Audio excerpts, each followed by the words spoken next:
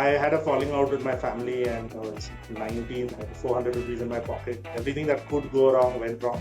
Everything that could not go wrong went wrong. And here you are today. You're the co-founder of a multi-million-dollar company employing at least 400-500 people. Every decision we take is taken on the concept of maximizing happiness. Happiness for us, happiness for our team, happiness for our clients. Recruitment is the most important function, trumps everything else. We feel like AI changes everything. It's not about whether some jobs will exist or not, but whether our industry will exist. A lot gets spoken about your startups. You get spoken about deep tech companies, right? You have a set of practices that operate there. I'm a young HR, right? I'm just starting out my career. What should I look forward if I want to build a career in the IT services? How is it different from, let's say, tech and manufacturing and industries and all of those? So I find that IT services is very different from IT products. Typically in products, you are investing forward, building out something and then going out and selling it. But in IT services, we are selling it and then building it out and delivering. We're essentially selling a promise that we're going to make something for you.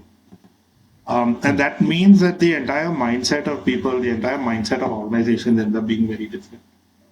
The team faces a very different, constant and ongoing pressure of having to interface with the client. Feedback is a lot quicker. Your market cycles are a lot quicker because the work you do sees the light of day in weeks, not in months or certainly not years. So I found that individuals who can take some of this pressure in their stride, who can adhere to timelines, who can respect delivery, tend to do well in services position. And the HR in these teams has to handle a different set of problems, like we can't do the kind of hikes that product companies can do. But of course, it's very fulfilling. That satisfaction of being able to see your work come through and change what's happening for a client is something that's very gratifying. Got it. Okay, Maulik, it wouldn't be my show without bringing up AI. And I think AI is going to be super pertinent just out of my curiosity because, again, I'm not from this industry. So, from an outsider perspective, it just seems like AI is today building workflows, AI is automating a bunch of stuff. What's your take on where AI will play out in the IT services world? So we feel like AI changes everything. AI probably, it's not about whether some jobs will exist or not, but we even wonder whether our industry will exist. Because Okay. what do we do really as a services company? We are aggregators of talent.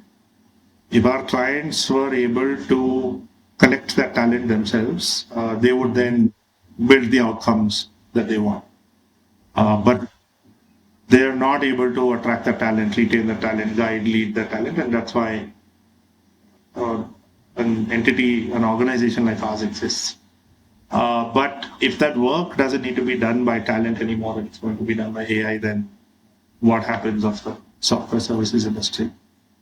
So it's very existential for us. We are actually starting to make heavy investments into AI because there will still be a ramp from where we are now to a completely AI space. There will be organizations that will want to trust others to use the AI for them. And that will give us at least a slightly longer runway than where this industry is certainly headed. Of course, I think it's a little too stark of an image to imagine and it's too distant, we feel, from the way the world is right now, but I don't think it's very distant from a time perspective. We recently decided to, take a stab at it. We built an app with AI, which the whole team that worked on it, we were about 5 of us who got together and did it like a hackathon. We realized that what would have taken us 30 days to build in our typical approach of building the app, we actually got built in 6 hours.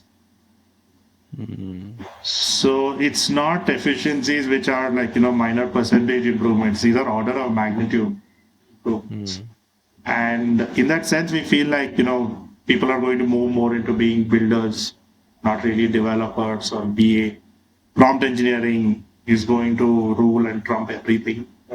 There will still be scope for individuals who are good at doing this or organizations who are good at building prompts to get outcomes the client needs. And the value equation we spoke about, I think that still will continue to hold good, very meaningful ways. That as long as we can continue to, along with AI, deliver much larger value to the client than we can take away, then there is still value window that we can continue to operate. But that means the industry still stays, right? It probably might get even more efficient. Or is it like the industry just doesn't exist? It ceases to exist because companies will do it in house. See, today, like some of our expertise comes into play because we can probe a client, we can get an understanding of their business better than they are able to explain and chart it all out for them, then tell them what improvements can come with automation, what digitization can do for them, and then we go out and build it for them. But this whole interaction with the client of understanding what they need, asking them enough questions, making some recommendations to them, making minor changes. I feel like AI, today where AI is the worst it will ever be. Yeah, It that's only true. gets better from here. Yeah. And like in 2021, we didn't even know ChatGPT is going to come and be an open browser on every one of our computers. But here it is. And if we 3 years back could not have predicted where we are going to be today, what makes us Yeah, think we that's a can good point. predict where we'll That's be true. 3 years from now? So it will completely change. I think as long as we're going to be agile, nimble, we're going to keep reacting to what the market overall wants, we'll be able to find a niche. I don't know if it all work around us will disappear for perpetuity. There will be something to do. There will be some value to create constantly, consistently. Are you building products, or because while you were talking, Malik, you said that point that you go understand the business and understand requirements from clients better than they can themselves articulate. Uh, it just feels like an AI can do that. Like, are you building products to actually do that yet? We've been building a product which is like a work OS. Hmm. We felt like things are too fragmented. Running an organization is actually running an organization of applications where different data are sitting in different places. You do one workflow starting in application X, then go to Y, then go to Z, then go to A, then go to alpha. Then you come back to one, and it takes a lot of orientation for people to just understand how do things work in this company. And we felt like we were able to distill it down to a few core elements. We were able to say that there are really four pillars of what it takes to run any org. And for ourselves, we started building this into a product. It was just for our own consumption. But it's got into a point where we feel that, if this has helped us this much, there are a lot of others who are likely to be in the same boat. And it will solve a problem for them also. So there's a product we've built in that space, and maybe this is a bit of a hedge against AI to say that if services jobs are going, then products will definitely be around. If it goes down from 100 people to two, like you said, but there's still work for those two people to be done. There's still those two people to be recruited. There's still tasks they have to do. There's still collaboration and chat. So around a lot of that, we've built our product. And uh, for those listening in, I've actually seen the product. It's called Scotty. I've spent more than a decade now looking at HR tech products. Most HR tech products are built by people who are not from the space, who've never really used it. You go figure out what is the pain and then try to solve. Versus Scotty is clearly something that, like you said, you face the pain and you try to solve it yourself. And the product will always solve for a personal pain versus a manufactured pain from outside. So that's what I when I saw it, I loved it. So Maulik would love to hear more about Scotty, and if possible, just have a quick glimpse of it also. Yeah, for sure. This is the first time ever that we're going to be showing Scotty to the outside world. You want to explain like who is Scotty? So Scotty comes from a Star Trek reference. WarpDrive itself actually Oh, comes from a space tech reference. WarpDrive is oh, the okay. fictional technology that where you warp, so that you bend the rules of space and time, and you get from one place to another really quickly in a very stable, very efficient way. So you're bending Ah, space and time by creating an infinite amount of energy. And we felt like that's what we want to do for our clients. And Scotty is incidentally the guy in Star Trek who, when people go out to explore unexplored planets and go where no man has been before, and when they want to come back into the spacecraft, they actually relay a message back to Scotty and say, "Beam me up, Hmm. Scotty." So we took off on a tangent from there, and we said this app is Scotty, where when somebody wants to get into the work, when they want to get pulled into the work environment, then Scotty will take them. They can talk to Oh, Scotty. oh, that's very nice. What really got us to building this product, we actually said the struggle is very real.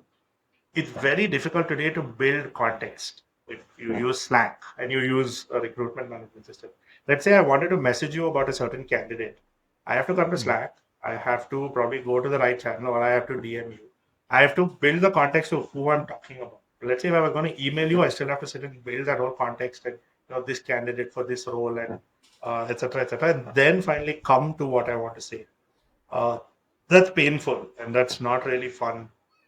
So communication is very fragmented, and all these information silos exist, different applications, different people, different functions, and you are not really able to synthesize that and see it all in one place to support decisions, to move forward. We at WarpDrive believe that recruitment is the most important function in the it trumps everything else. A lot of us take a lot of time to recruit. My co-founders and I interview every single candidate that we hire, even today. And this is where we do a lot of our quality control. So we actually set out with saying that let's find a good recruitment management system. Let's run our candidates through an excellent experience. Let's run our recruiters through a great experience, and let's optimize for speed. Right? Essentially, at the end of the day, recruitment has a lot to do with the speed at which you're hiring. That's really what Scotty has been for us. So it started out with an ATS. That's probably the most well-built, expansive set of features that we have in the app. But now we've finally got an application that we ourselves run on for all of our work.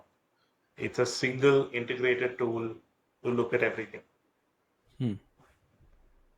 What is all of those things that it looks at for us is like end-to-end recruitment.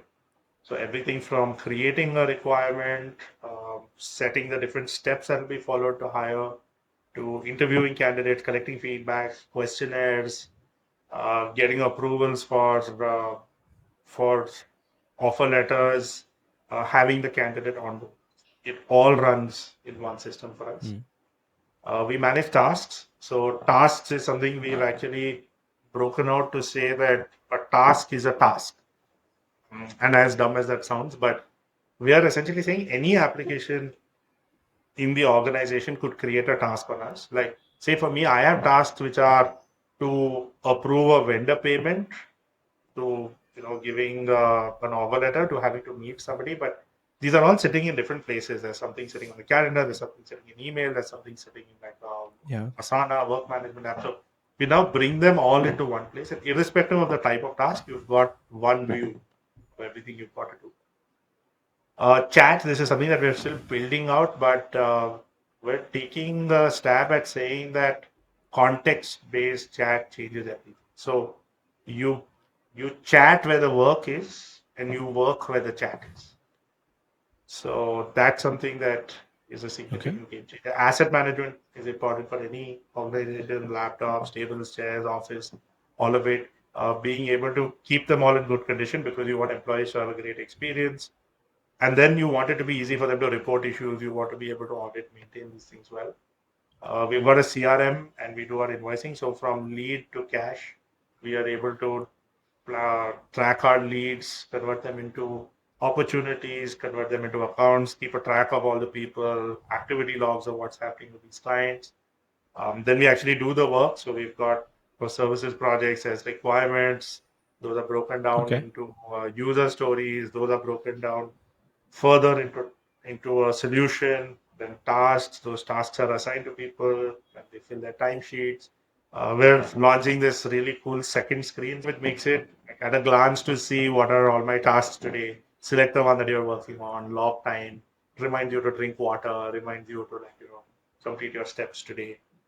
So timesheets is now like a problem that's getting very well solved for us, something most services organizations struggle with. And those timesheets then convert into invoices, and those invoices convert into cash. So we're actually tracking our entire customer cycle on Scotty also. The four core things that we do, according to us, is this context-based chat, asset management, task management, and end-to-end recruitment. And our applicant tracking system, this is something I'll go a little deeper into. So this is Mm-hmm. fully optimized and maximized for speed. The quickest path from a recruitment requirement to when we onboard a candidate, and very deep collaboration with others, have things Mm-hmm. action driven. So uh, give users a very clear next action, give them a timer, make sure that things go through a lot more quickly, and maximize employee satisfaction and candidate satisfaction. So we've made it a very immersive experience for recruiters, Mm-hmm. immersive experience for candidates. There's a whole candidate journey where questions get asked to them and company information gets shared with them progressively and incrementally as they go through a journey which maybe spans over about 8 to 9 days, which is what we Mm-hmm. are trying to take a decision on a candidate from the point that they enter our system to either we hire them or we drop their candidature. That's the kind of time that we're trying. We brought it down to about Okay. 8 days. Okay. We also know that candidates don't want to spend like months waiting for an answer, and eventually by the time they get an answer, they've already got another job. So that whole process was for waste. So this, for example, is a very critical screen in our whole product, right? This is the mission controller, the cockpit where that TA sits. Uh, the TA spend like 90% of their time on the screen. So we, for example, put gamified it to say for a TA, a talent acquisition specialist who's sitting on the screen, there are daily targets of how many calls they have to make, how many profiles they have to have, how many interviews they have to schedule. And we've integrated all the actions that they have to do into the app. So they can trigger a call straight from the application and have a conversation with the candidate. It automatically gets tracked, it gets recorded if it needs to be referenced. And we're able to see for each candidate how far they've reached in their recruitment, what But stages by it the way, has. Maulik, you said that very matter of factly, but that is a very doesn't happen in other ATSs where you're calling from the ATS itself. I would highlight that it's not something that happens like in most other ATSs. And how you doing the call? You're not phone, right? You have Yeah. VoIP at the back end.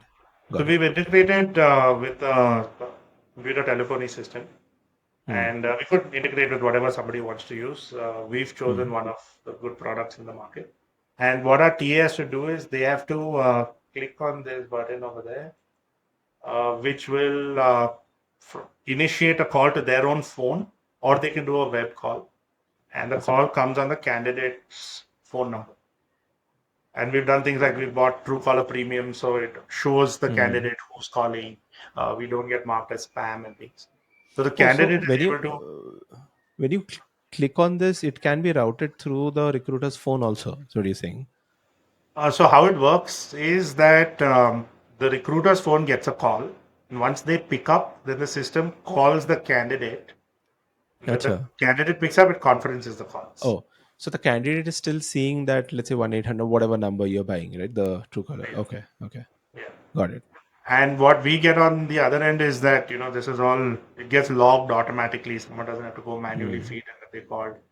These get recorded for us quality training and educational purposes. Hmm. We are able to get a lot of analytics and see that, which are the roles that we're making Of a lot of course. calls Yeah. for, which are the candidates that we're needing a lot of conversations. How are our recruitment team performing? How are they performing compared to each other? And of course, Hmm. AI will come in over here to be able to, transcribe these calls, glean learnings of them, give Yeah. specific trainings to recruiters. Yeah, But yeah, maybe so doing actually call one of the features sense. we built first, and when you told me is that you've rarely seen this and Yeah, you folks are so yeah, excited about it, I was like, oh wow, really? Like we didn't even realize this was a yeah. That's what happens when you're solving your own problem. yeah. Yeah. And it allows us to do things like, if a recruiter's on leave or sometimes there is a change in the role, someone's left, a new person has joined. When we reassign a candidate to another recruiter, Mm, now the call will terminate still to a person who can talk to them. mm, Um, if someone's on leave, we can ensure that someone else is picking up the call. If a candidate is calling for the first time ever, all our recruiters who are handling that role, all their phones will ring at the same time, and whoever picks it up first, the candidate is assigned to them. So you can do some like really nice, mm, cool things around this. So like we want them to be spending a lot of their time here, doing their work here, and not spending time typing and going to one system, updating it, mm. doing something else somewhere else. So if you see like over here, these are all filters on the top. Uh, the person logged in now, Danny, has 54 open applications, 10 are in the phone screening stage, 12 are in hygiene screening. So you can filter all the candidates that you want to work on. And here are the quick actions of things that need to be done. So we know that there are 8 candidates that are waiting a response. So I've got to take some action, get back to those. I've got to schedule 5 interviews now. So it's an integrated system. Scotty's integrated with all the interviewers' calendars, so we get an instant view of all the slots that we can book for them. We do things like we are able to rate limit how many interviews are done. So we've assured our team that as much as recruitment is very important, but we don't want it to be inordinately taking a lot of their time. And what tends to happen in organizations is that the few interviewers who are friendly, who are willing to do interviews, are carrying the bulk of the load. And then there are some Mm, who are that's not true. very, not making the times of really available. They tend to do very few interviews. So what we've done in Correct. Scotty is, and what we've done at WarpDrive, implemented through Scotty, that we've told people that you will have to do up to 1 interview a day and up to 3 interviews a week. So at the Mm, time that our talent acquisition team is assigning the interview, they can already see how many interviews this person has done. So it's a fully integrated okay. system. They don't have to reach out, take slots, book it. So they Understood. just click here, they see which candidates need an interview. So, but they do talk to the candidate, and going forward, even the candidate will be able to automatically book time for an interview without necessarily going through a recruiter. Then there are applications to be reviewed, then there are updates to be sent. So everything that a recruiter has to be done is being done in this one screen. And we've, of course, built a lot of analytics into it. So we're maintaining streaks to gamify and make the whole thing fun for recruiters. Because it is a numbers game. At the end of the day, you make that many It calls, you is. put in Yeah, the hours, you do the grind, you're going to get the outcome. that's true. So it's almost like for every phase we measure the aging, how long things have been in that stage. Because that's how we're able to improve velocity Understood. of the whole process by making sure that each thing is running fast. Mm, We do other things like now at WarpDrive, we also recruit for our clients. About 35% of our company does staffing, IT staffing. So we use Scotty as a system to keep a very clear track of all the requirements that have come into us, what are the different roles we are working on, how are we closing these out as quickly as possible. We structure role creation in a very, very organized way. Things that we're able to confirm with the client, things that we're able to give to our talent acquisition team, things that we're able to give to candidates, and also manage our engagement with the client in a very meaningful way. So just like how we call candidates, we also call the client from the system. We request okay. feedback through the system.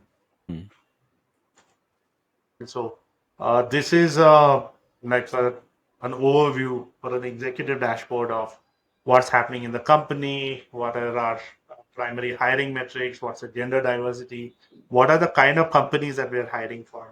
Uh, are we, because now let's say we've interviewed 200 candidates from company X, we'll mm, have a very clear idea of what is the notice period at this company, what are the kind of pay mm. scales that they have for different roles.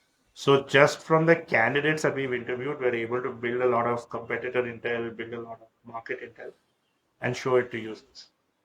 I'm able to Nice. see, for example, patterns of are we suddenly seeing too many candidates apply to us from one of our competitor companies? And that tells me that there's sign of trouble that's probably brewing on that side. We manage roles in a very interesting way. I think this is something your audience will really like hearing.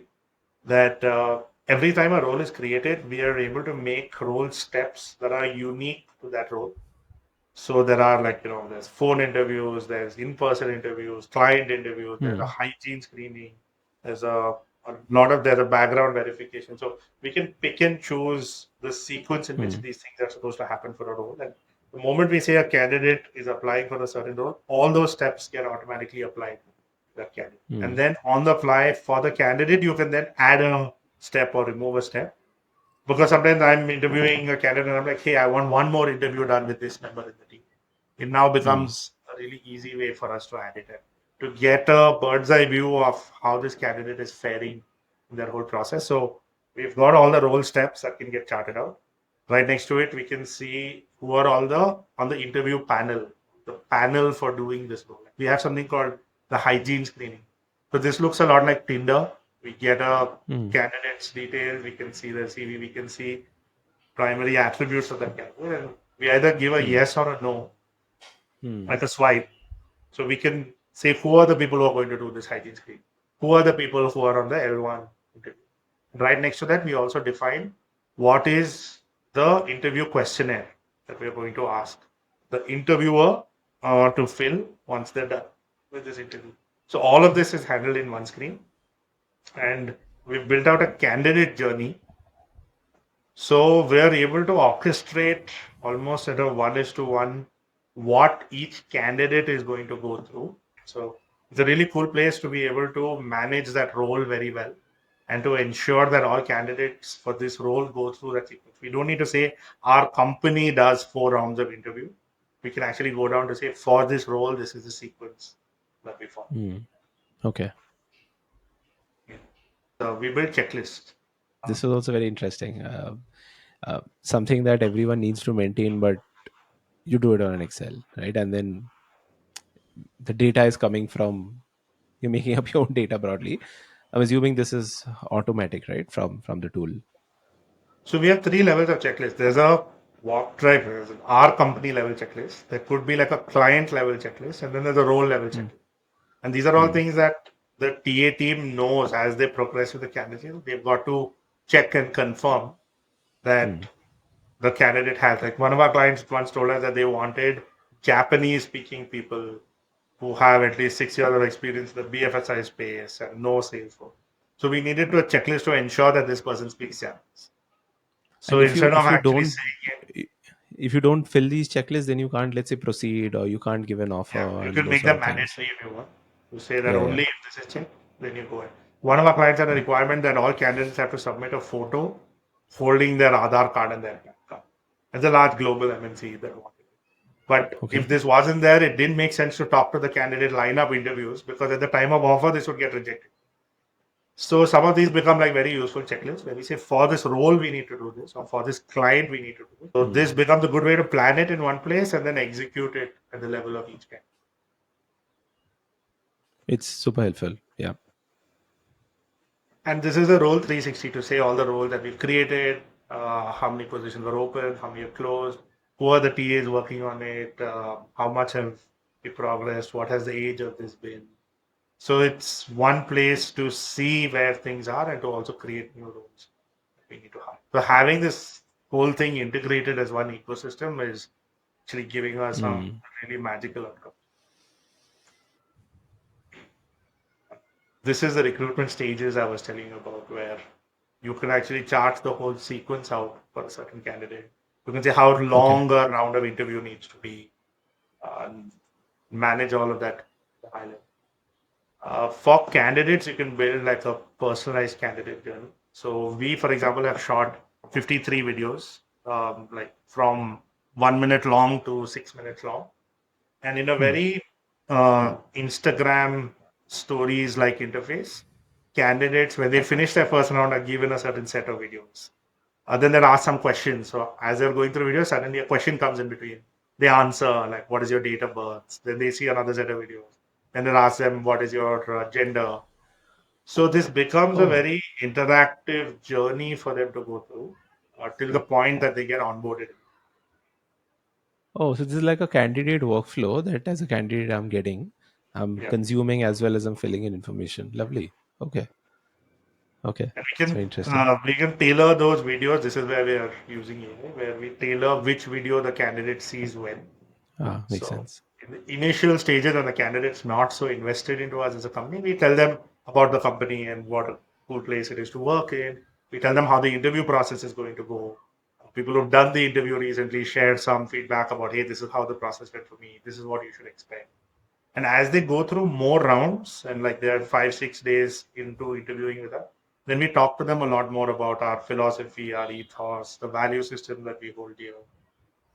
So it's a lot heavier and longer, those conversations. But the candidates also got in more and more invested into the company.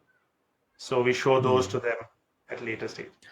And are you tracking who's viewing what from a candidate side? Part of the feed that goes back to the AI to say that if there was a very critical interview, that a very critical video that the candidate happened to skip or didn't watch, just bring that up again without them reading. Oh, okay. No, I was going for a different angle because your level of interest of the candidate is also a good metric for the recruiter. How engaged is the candidate? If a candidate has watched all the videos, super engaged, right? Very likely that candidate wants to continue versus जिसको नहीं देखना है, interest नहीं है, That's a they'll good not idea. watch all of them. That's a really good Yeah. idea. Yeah. So these are some dashboards that we can see, get data of how projects are performing, how the team is doing, how we're doing for different clients. Is there anything that needs our intervention right now?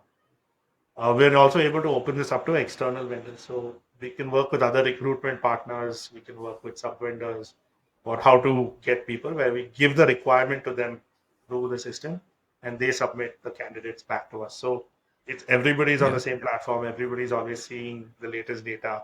We're not having to juggle between spreadsheets and a system and send updates and receive updates. So we've integrated that into this, and we can also measure how these partners of ours are doing. So we're measuring Hmm. all of their metrics. So yeah, this is what for WarpDrive Scotty was able to do. Going from a method to the madness, we were able to bring down the madness altogether. And this whole chaos of being in Jira, Kcard, being in fresh teams, being in all these different places has now come to one place.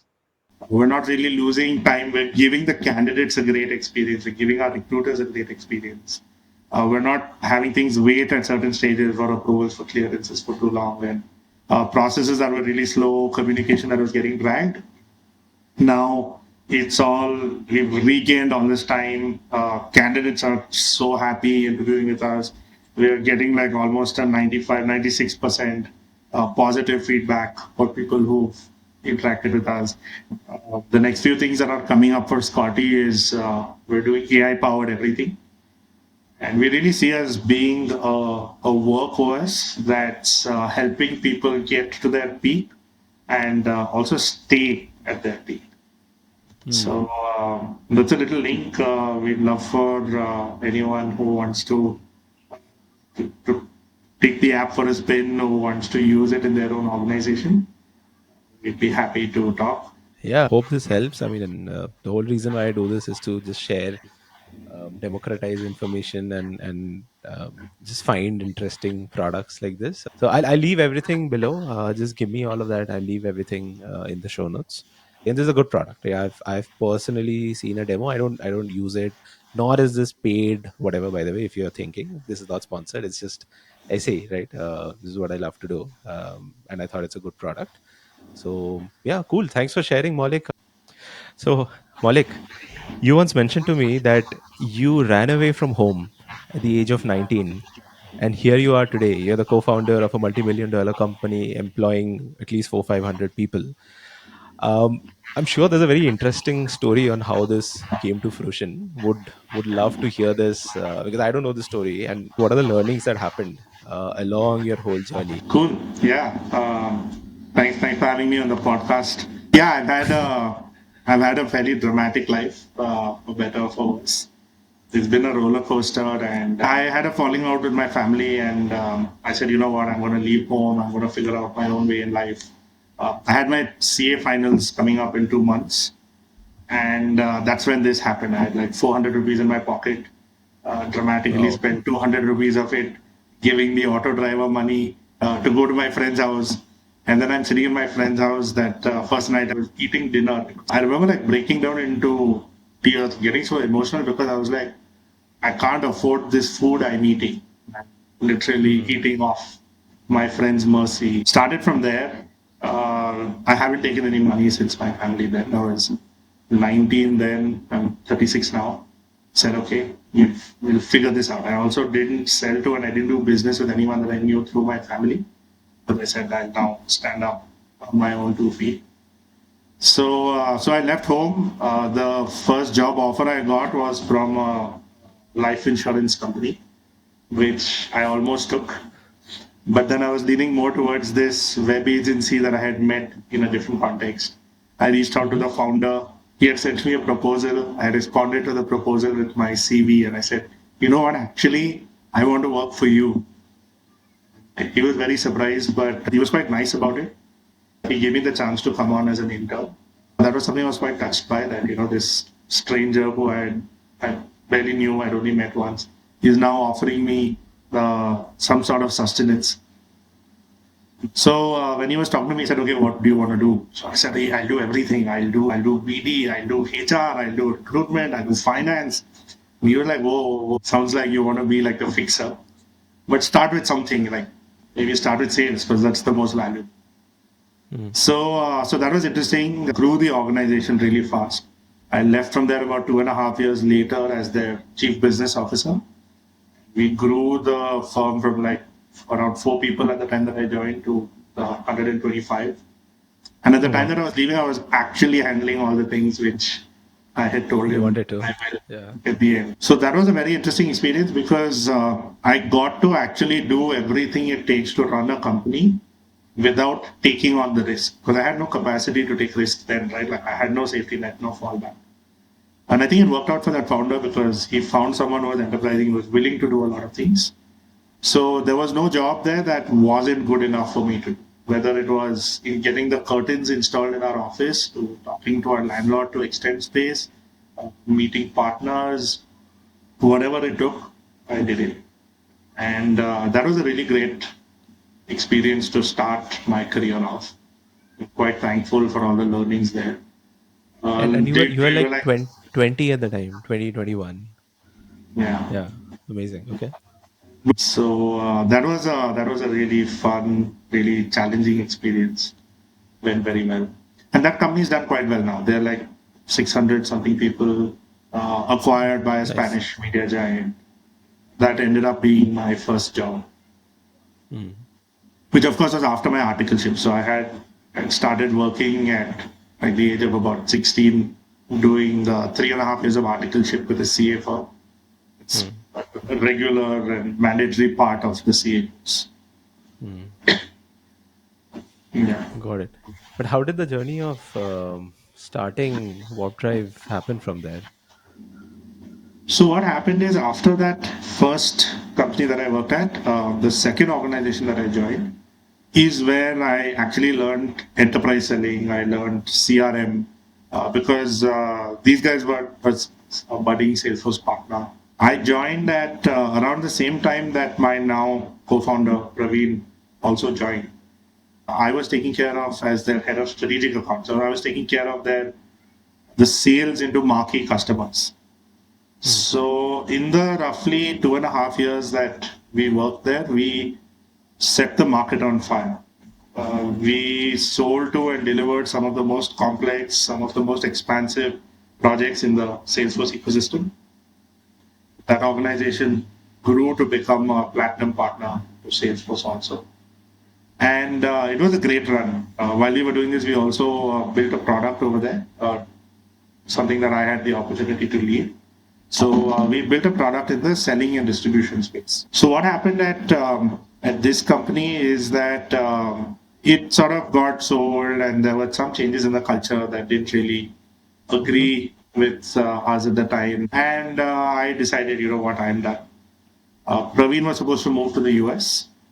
And I had quit and I said, okay, you know what, I was just tinkering around. I was looking for what I want to do. But I was quite clear that I didn't want to work for somebody. And I felt like I want to now do my own thing. Maybe I've gone through enough experiences of, might not know everything of what it takes to run a company, but I felt quite confident I knew what you shouldn't do while running a company. And how old were So you at this time? by this time, I was about 25. When I decided to leave, I was looking around for what to do. And Praveen and I had spent so much time in Bombay. I used to be in Mumbai every single week. And you know how Bombay is. Like, you don't have the luxuries of meals and you don't have restaurants that have space to sit.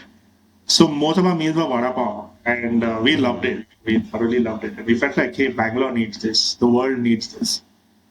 So I had narrowed it down to, okay, I'm going to start a vada pav food, and Praveen was going to be one of the investors, and that vada pav today has become WarpDrive. I don't know how that transformation happened, but here we are, about 8 years in, and it's been one hell of a ride. Amazing. So what would your learnings be? Because you've from a very young age, like you've been working, right? And you've, like you said, you've rubbed shoulders with a lot of folks who are much older to you. Those things happen because you have agency, and you also worked your ass off. But broadly, to somebody listening, what would your, let's say, top 2 3 learnings be that you've learned and then want to pass on to somebody, let's say, who's listening in and wants to get inspired and do this thing? See, I feel like you know, people want to do good work. Innately, all of us, like nobody wakes up in the morning and says, "Oh, let me go screw around and work. Let me fap up." We are anyway going to work, but something along the way changes that and inhibits and restricts us from doing. So, our hypothesis when we started the company is that we felt like companies are not run the way that they should be run. We felt like companies need to default to trust. Like we believe that employees come first for us because our clients come first. We exist because of our customers, but the only reason we can continue to exist is because of our employees. So it's not paradoxical, but both of those are true at the same time. Where we have a very strong focus on our team because we want our customers to do really, really well. And like we've been thinking in long time frames from the time that we've started the company. We've been very pro investment. Of course, we ran out of our money. Everything that could go wrong went wrong. Everything that could not go wrong went wrong. And it became existential very quickly for us. In spite of a lot of all these challenges, what held us through was maybe this thinking of like we're here to create an environment, and a lot of all these hardships shouldn't necessarily come through to the environment. We've given the team generally a lot of latitude to make decisions. We brought it down in WarpDrive to there are only two things that need permission from the founders, from Ravi, Bharat, and me. One is if you're doing something that affects the WarpDrive brand. Second is if you're doing anything where you're spending company money. Other than that, look at that as the outer boundary. Within that is an empty canvas that people are free to paint what they want, make the mistakes that they want. We are here if you make a mistake and like we're going to back you up, but go ahead and take chances, take risks. So we're a very flat organization with strong focus on learning. So I'd say like maybe for someone who was looking to start, I'd say risk taking is something that is much easier said than that. You're constantly betting the entire farm in the early days, and that's a level of risk you have to learn to stomach. I know for our almost first 6 7 months of running the company, I don't think I slept for more than 2 to 3 nights, 2 to 3 hours every night. It just made me feel so giddy with like how much of a chance I was taking, and I had no backup, right? I had no safety net that I could fall back on. Through all of this, I think we said no very frequently.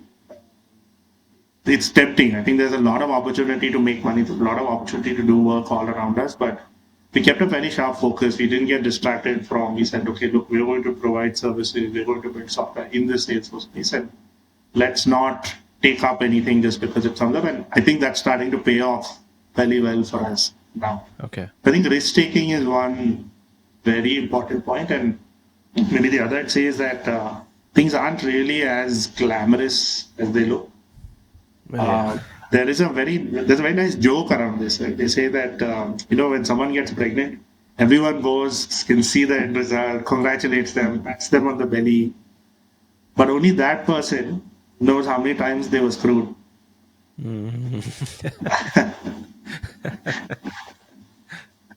Yeah, there's a lot of hardships. The end result shows the very few things that succeeded, but a lot of things that failed, a lot of things that fell off.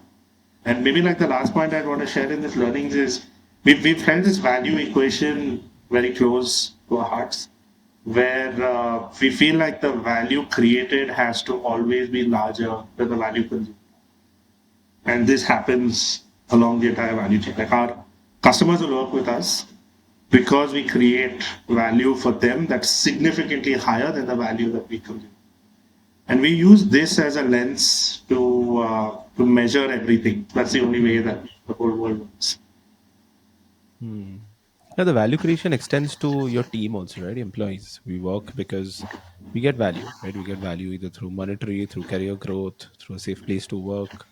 I think extends there also. So interesting you brought up values. One of the interesting things I saw, one of WarpDrive's core values is, I'll read it out. It's called Infinite. We are mindful that we are playing the infinite game of maximizing happiness. Of so many values I've seen, I've never really seen one on happiness. Do you want to elaborate? Like, what was the thought process behind it? What does it mean, first of all? And why this, and what was the thought process behind happiness? So my life has gotten to a point where I've realized that the only thing that matters is happiness. Everything else is transient. Everything else is ephemeral. For a fairly long time of my life when I was younger, I used to be suicidal. I had a lot of negative thoughts. I actually thought, like, what's the point of living? We're all going to die anyway, so why live? Why not just end it now? It was a lot of, I think, this intense pain, searching for answers, reading a lot of things, talking to people. And one day I came across this answer on Quora. I haven't been able to find it again since then.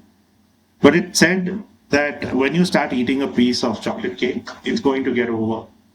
Does that mean you won't eat it? And that clicked for me. And I realized that if I do, I'm going to die. If I don't do, I'm going to die. So might as well do, right? Give it my all. The Steve Jobs Stanford commencement address had just come out then, and those 21 minutes were absolutely life-changing for me, for all the things he said. There was one video on YouTube called The Existential Bummer, which talks about life and entropy and what do you do if life is going to end. All of this clicked into me to say that happiness is the only metric there is. Everything else doesn't matter. So then we sort of bake that into our culture. Every decision we take is taken on the concept of maximizing happiness. Happiness for us, happiness for our team, happiness for our clients. Everything we have today is what we were wishing for yesterday. And it's important to take that step back to also do a lot of our things happily and not necessarily for happiness. I think that's a very important distinction to make. That it's not like happiness is something elusive, that once I do this, I will get the happiness. Once I close this deal, then I will be happy. We've actually said it's the journey. So you do things happily, happiness takes care of itself. Then we measure ourselves on happiness, and every night, am I waking up feeling happy or am I dreading the next day? So that is the metric of how to go differently. And this comes into a lot of our actions. Say, for example, something now I'm told is very unique, but at WarpDrive, we give people hikes on their birthday. Oh, yeah. It's just a happy thing to do. It's like, hey, cool, it's my birthday, my salary went up today again. It means there is increased effort, there is more coordination, more planning for the organization, but such a nice thing to do for people. It's an unlimited vacation policy, which services companies don't really do. And we measure outcomes. We say that, look, at the end of the day, let's get the job done. You take care of your work, you take care of your life. We're leaving that freedom to you. And let's just agree on a certain set of outcomes that we are expecting, and we want those. So that's how we decided to go about. And maximizing happiness is something we live, breathe, and die daily basis. Hmm. But how are you measuring this happiness? I get it at a personal level, but how are you doing at a work level? It's fairly hard to measure, but there are Hmm. ways that we can keep our finger on the pulse. So, for example, my co-founders and I are very accessible to anyone in the team. The smallest issue that someone brings up is something that we will make sure to go the whole 9 yards to address. There's no politics in the team at all, so it's a flat Hmm. hierarchy. So, when we sense that there's some friction in the team, somebody is not happy, we work quite hard to resolve it. And we keep saying this to everyone in the team. If you're feeling the Monday blues and yeah, then like tell us. Then obviously something is wrong, and we're going to do what it takes to help you fix it. I'll just add one small thing because I've been to your office, Malik. Your whole office gives happiness vibes. I mean, one small example. You spend so much time on making sure that there are plants in the office which are alive and well and thriving. What's happiness to you? Like you as an individual, you as a person, what do you mean by happiness? So happiness is like looking forward to the next day. Right? Happiness is knowing that there are better things coming in life. That what I have right now is a good thing. Being grateful for the things that I do have, for the people that I do have, for the environment that is around. And it's not operating in a state of stress, of uncertainty of outcomes, fear of where we'll be, because I think, yeah, as it comes, we'll take it. And I don't really carry any regrets because I feel at every point of time in the past, I feel confident that I took the best choice that was in my realm of understanding then. I don't Hmm. really regret it to say, oh, I should have done this, I should have. I trust my past self. I'm not looking to do the easy thing, I'm looking to do the right thing. And that has compounded for me over. And very often, easy and right are two opposite things. But consistently choosing right, doing right by myself, doing right by others is things that have worked well for me. I think they keep me very sane, keep me very balanced. So, Maulik, a slight segue. Since you are in the IT services industry, the great Mr. Narayan Murthy once had said about the 80-hour work week. We all know what he had said, that you got to work 80 hours a week, and that stirred up a lot of controversy, right? I just wanted to understand that from you. Is this an fair expectation? Is this how your industry operates, that everybody has to operate that way, or he was just being an extremist in his thoughts, or did we just completely get him wrong? So interesting question, and it threw up a lot of conversations, a lot of debate, even within our organization. I was happy to see that most people on our end actually saw it in a very similar way. Okay. The way that we think about it is that work-life balance is not two separate things that you need to find a balance in between for, right? Yeah. Work and life are not two opposite things. They're Yeah. pretty much features of the same thing. Hmm. So, what is work-life balance then? It's not that the line gets drawn exactly in the center, but it's actually the line might keep moving left and right. But where it's settling in between, where the average is settling, is something that we are comfortable with, something that we feel we are in control. So for us, work-life balance is having the flexibility of doing the things that we need to do. That hey, my dentist has a 11 o'clock slot open. Can I book that appointment slot without having to ask someone permission? I really like this movie star and I want to catch their show first day, first show. So can I go do that and come back to work? So if we were able to have that flexibility, we were all able to agree to outcomes and we were able to ensure that outcomes are being hit.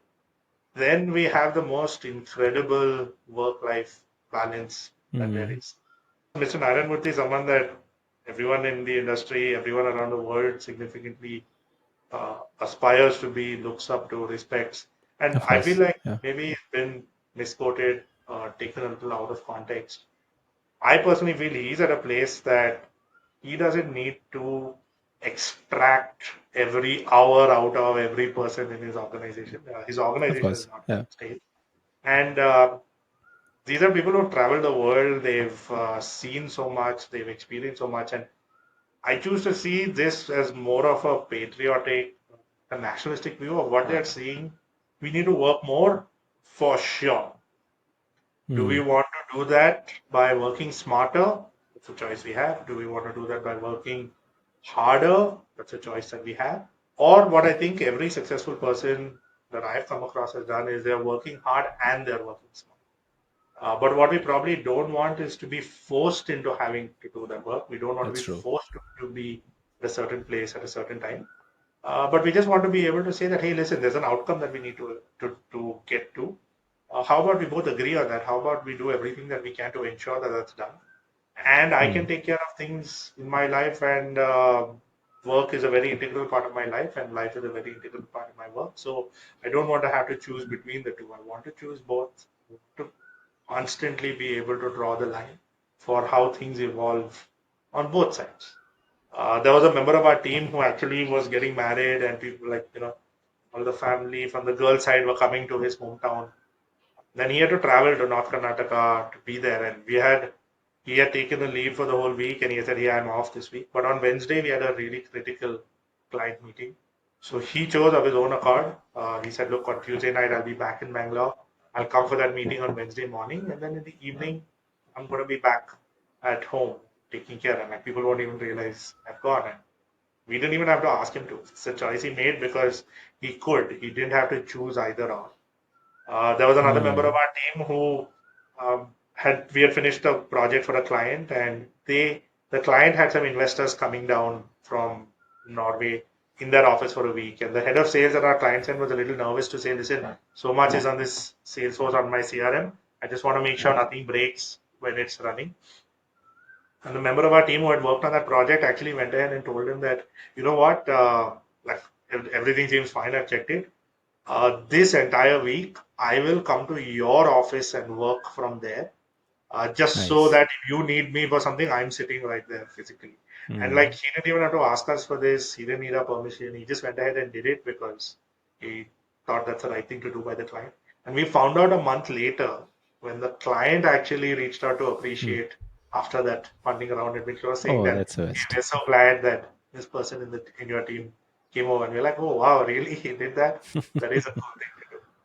So yeah, I feel like as long as we are prioritizing the right things, then all of Hmm. these questions go away. But the moment we feel forced, the moment something doesn't make sense to us, it's illogical, Hmm. then we'd want to fight it and say, hey, like, don't just throw a rule down. Make sure that it makes sense. Because I personally 100%. feel like I agree with what was being said, but it has to be understood in the right way. Hmm. 100%. Any broad closing thoughts from your side, and also where the audience can find you, LinkedIn or what have you? Yeah, thanks for having me, Ranak. I think this is a really interesting show. I'm so glad that you're doing it, focusing Thank you. on this area. I'd love for feedback if anyone thought there's something we could be doing better, if something that we're doing isn't right. I'd love to. Maybe we can leave my LinkedIn in the comments too. I'll do Please that. reach out to me. Happy to talk. We're in Jayanagar in Bangalore. Please drop by, have a coffee with us. And yeah, Ranak, great show. Thanks for having me. I enjoyed this a lot more than I thought that I would have. Oh, me too. Me too. Cool. Thank you. Thanks, Maulik. This was fun. Thank you. Bye bye. Thanks. Thank you very much. Bye.